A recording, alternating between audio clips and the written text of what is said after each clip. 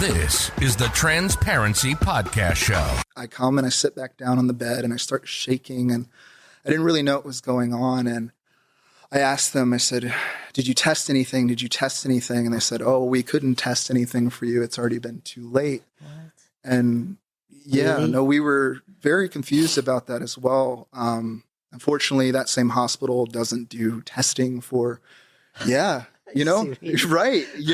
It's crazy. It's What kind of crazy because hospital you would is this? think this area that is so, pride friendly and all of this, that the resources would be there. But unfortunately, the hospital you're sent to isn't even trained to be able to handle this. You have to be lucky enough for a nurse to, it has to be like a violent rape for them to really notice that you need to have a referral. And as I started shaking and they were telling me, oh, there's nothing we can do, I already was feeling so dysphoric about my body. I mean, as a trans person, being in the hospital is my worst fear, especially passed out. Okay, so they made a conclusion Yeah, that I was that just drunk. No, I mean, in the hospital, they didn't make a conclusion you were sexually assaulted. Not at all. But here's the crazy thing. So after I asked the nurse, I said, can I get some water? And she said she's going to get me water. She never gets me water. My wife then goes and says, hey, he needs some water. And I'm just starting to kind of shake there from anxiety or from whatever they gave me. Yes. The doctors that said most likely it was ketamine that they gave me. And my body was just in such shock. I just wanted to go home. And all I could say was just, I want to go home. I want to go home. And the nurse didn't even ask me anything. She just looked at me and, oh, you want to go home? Okay, go pay your copay right over there and you can go home. Wow. And, I'm still in shock. My wife, I mean, I've never been to the ER. This is not something that we knew how to even handle. We weren't even thinking. We were just trusting that everybody was doing the right part. And that, what they're doing, all I needed to do Trust. was know that I was stable and I was okay and everybody else was going to do their job. And I just had to worry about being okay. Yeah. And unfortunately, I put my clothes back on that were hanging off the gurney in a plastic bag. And my clothes were sopping wet down to my socks. And I said to my wife, so I said to my wife, I said, do you think that I sweated this hard? That when I passed out, that maybe, and then she goes, but it's down in your socks. And then and I was also wearing a bomber jacket. The water was on the outside of the bomber jacket. So we were like, and my clothes were completely drenched all the way from head to toe. And it was so confusing because why were my clothes wet? And I had a nurse actually tell me, well, if you were in the ER and they are administering you and you're passed out, most of the time they cut through your clothes. They don't slowly remove your clothes. Yeah. My clothes had no damage to them at all, as if someone just kind of gently slipped them off.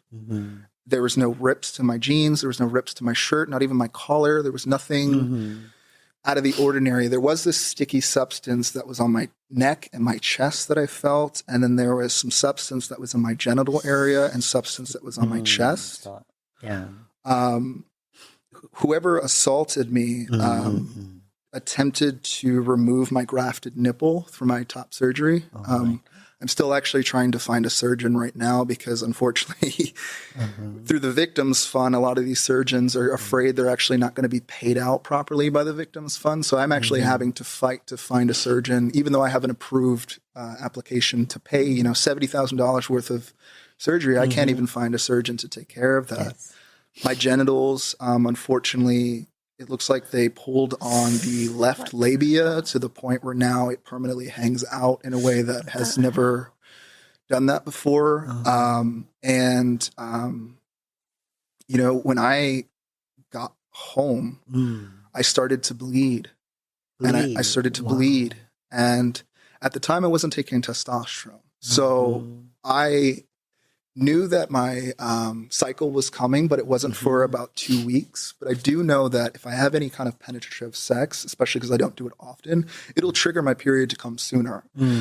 So I was bleeding and I was so confused and I felt this moisture here and this moisture there. And I'm sitting there and I'm ruminating about the fact that, well, no, the hospital would have known. They would have taken care of it. They would have told me. They would have something. Would have this. They would have that. And something kept telling me, no, something's off, something's off, something's off. My body was feeling weird. it was almost like my body was numb from here down because I was in such shock. And this is already after you went home. This is when I went home. It only took me about 25 minutes to get home from the hospital. And I'm sitting in the bathroom and I call my best friend Lucky and I say, I've been raped and I need help and I don't know what to do. I don't know where to go. Mm-hmm. And it was so unique because, I mean, I've helped community for years and usually I do know what to do. But in that situation, I was so overwhelmed and he helped me. He told me to go to a clinic so that I can get Plan B so that I can, prevent any kind of pregnancy. He helped me get PEP medications to prevent any kind of HIV infection. I had to take the medication for about 28 days. It made me extremely sick. I couldn't walk for about 2 weeks properly. Wow. Jesus. Yeah. And then, I slowly and surely started healing my body. I stayed home and I went back to work only about a month and a half later, back on the clock. Because for me, the job that I had at the time was an STI clinic, and it meant so much to me to show up, to really create those resources for people and really show them that empathy that I didn't receive at the hospital. And I did a really good job so much so that there are people on Yelp that were actually reviewing me on an STI clinic, which I don't think anybody has ever reviewed an STI clinic on Yelp, but they were like, Shane is amazing. He took care of me. Yes. And that made me so proud and doing that work. And some other stuff that I've worked on was working with the city because I do sit on the transgender advisory board. I do have a relationship with the council members. When the incident did happen, I reported it directly to the city. After that, it was discovered.